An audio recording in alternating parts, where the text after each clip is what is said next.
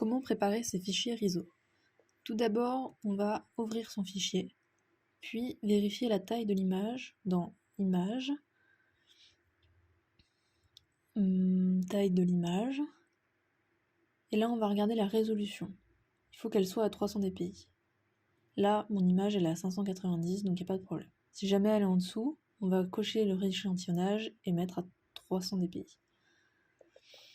Une fois que ça c'est fait, on va aller dans Mode et convertir son image en CMJN. Puis on va retourner dans Image Mode et aller dans le mode multicouche. Une fois ceci fait, on va dans la fenêtre couche où on aura notre cyan, notre magenta, notre jaune et notre noir. L'idéal en RISO c'est d'avoir 3 couches. Donc on va regarder s'il y a une couche inutile. Moi dans mon cas le noir est inutile, donc je peux la supprimer. Une fois ceci fait, pour vérifier les encres et notre rendu, on va aller modifier la couleur de l'encre. On clique directement sur la couche et on vient rentrer les paramètres qu'on a dans l'atelier de Greg de la couleur. Et bien sûr, on renomme la couche pour ne pas se perdre. Donc ici, moi, j'utilise le blue. Bien sûr, on va aussi... donc là, par exemple, je rentre la couleur hexadécimale, un truc dans le genre. Je sais plus c'est quoi le nom, mais voilà. Pour avoir la couleur parfaite le plus proche possible.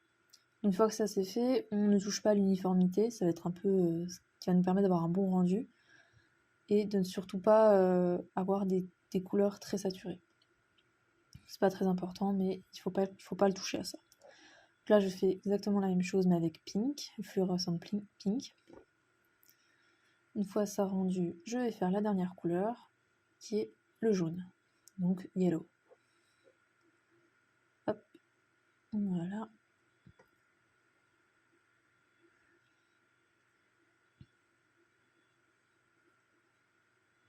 Une fois que ceci est fait, si on veut, on peut revenir sur certaines couches et rehausser les couleurs, donc notre saturation de la couleur. Donc pour ça, on sélectionne une couche et on va se diriger vers Images, Réglages, que là je ne trouve pas, mais qui est en haut. Voilà, je cherche, mais c'est Image Réglage. Hein. Donc Image Réglage, Courbe. Et là on voit qu'il y a écrit couche et je suis bien sur la bleue. Donc c'est bien la couche bleue qui change. Donc voilà, on peut rehausser un peu nos couleurs si on a envie. Donc je vais le faire pour chaque couche. Hop, image réglage, courbe. Donc là je suis toujours sur la courbe pink.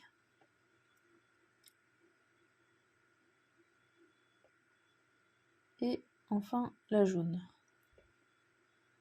Voilà. Si on a notre image qui nous satisfait plutôt, on peut en rester là et on va passer à la suite, qui va être séparer les couches. Donc pour ça on va dans le petit menu de la page couche et on sépare les couches. Voilà, donc il nous a tout séparé. Donc il faut vérifier qu'on est bien en niveau de gris pour ensuite préparer notre fichier sur InDesign. Pour ça je vérifie. Mais voilà, niveau de gris, c'est bon. Donc je peux aller l'enregistrer sous avec un nom bien précis qui va être Photoshop DCS2, donc qui a un format EPS. Donc là il y a beaucoup d'options, voilà, DCS2, hop, je renomme ma couche pour savoir laquelle c'est. Donc ici c'est la blue, je me suis trompée, la blue, voilà. Et on va venir enregistrer chaque fichier individuellement.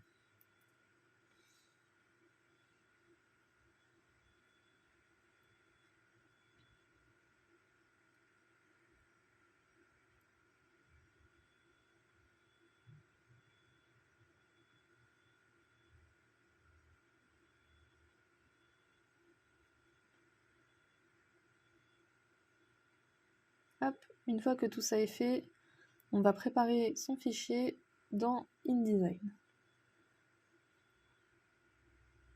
Voilà.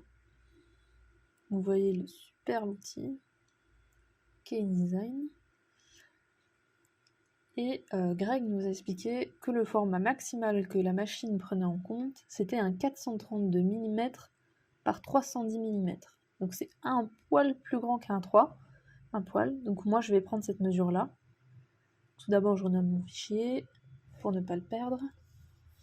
Ensuite je rentre ces paramètres-là, qui est 432 mm par 310. Moi je mets mon fichier en portrait. Donc là vous voyez que je mets 3 pages, mais il n'y aura pas besoin de mettre 3 pages. Et bien sûr je bouge les marges. Donc en haut et en bas, ce sera 4 mm. Voilà. Ça va être nos fonds perdus en fait. C'est la zone qu'on ne touchera pas. Et de gauche à droite, c'est 3 mm.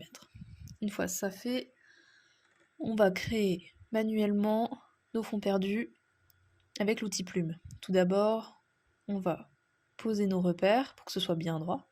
Donc on glisse dans l'outil règle, hop, et moi je repasse dessus à la plume. Donc en fait on crée manuellement nos traits de coupe. Donc une fois ça fait, je vais placer ces traits de coupe aux 4 coins de ma feuille.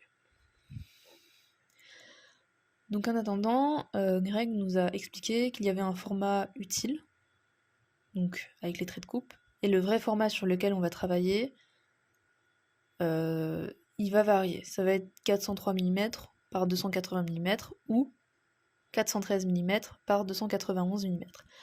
Car la risographie, comme on le sait, il y a des décalages des fois. Donc il faut prévoir un peu ces marges. Après, il y a une autre façon de faire où on n'est pas obligé de faire manuellement nos fonds perdus, mais Greg nous a recommandé cette technique parce que c'est le plus simple. Ensuite, pour ne pas se perdre dans les couches, on va renommer la feuille en fonction de notre encre, parce qu'on va importer nos images en niveau de gris, donc on ne verra pas la couleur. Donc je vais faire la même chose pour chaque feuille. Donc voilà, je supprime mes 3 pages, je garde que la première, et j'importe mon image, donc la couche blue.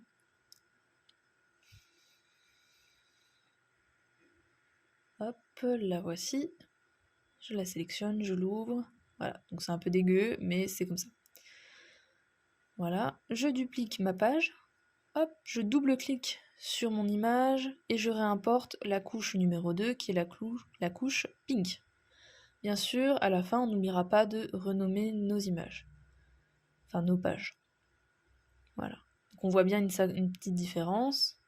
Hop, je fais la même chose pour la couche yellow. J'importe. Tac. Donc cette manière, c'est pour que notre image ne soit pas décalée par rapport aux autres. Parce que si la risographie décale déjà un minimum nos couches, on va éviter de nous-mêmes décaler nos couches pour que ce soit trop décalage après, quoi. Enfin, vous avez compris. Alors, en pink, et voilà. Donc voici mon fichier préparé. Il est prêt à être lancé. Greg nous recommande pour les premières fois de bien séparer notre PDF en une page. Donc un PDF égale une couche. Là, c'est pas le cas, c'est 3, mais c'est pour la démonstration. Donc ensuite, pour les paramètres du PDF, c'est tout simple. Donc on choisit un endroit, hop, on peut garder tout ce qui est déjà préprogrammé. Seule chose qu'on va changer, c'est la compression.